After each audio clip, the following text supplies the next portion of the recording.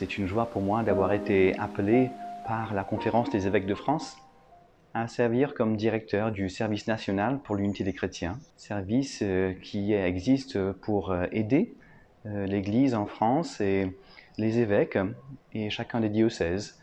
à avancer dans l'unité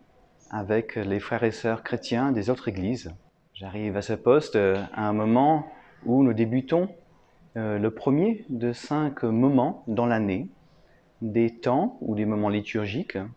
qui sont proposés à tous les chrétiens. Alors il s'agit de ces temps en plus du temps de janvier, de la semaine de prière pour l'unité des chrétiens, et qui débute le 1er septembre, qui est journée mondiale de prière pour la sauvegarde de la création, et aussi le premier jour du calendrier liturgique orthodoxe, et qui s'étend jusqu'au 4 octobre, jour de la fête de Saint François d'Assise, qui est pour les catholiques le saint patron de l'écologie, en raison de sa recherche de communion avec la nature et avec Dieu à travers elle. La saison de la création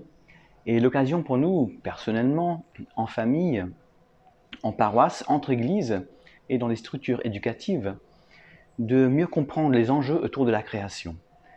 de louer Dieu, de prier ensemble pour la sauvegarde du monde créé que nous partageons.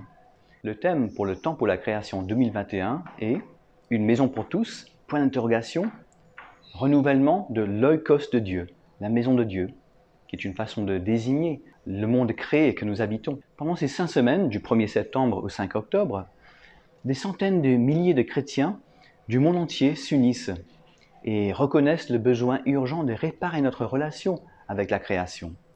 en particulier face à la menace que constitue le dérèglement climatique pour l'humanité. Vous retrouverez plusieurs ressources en français sur le site seasonofcreation.org.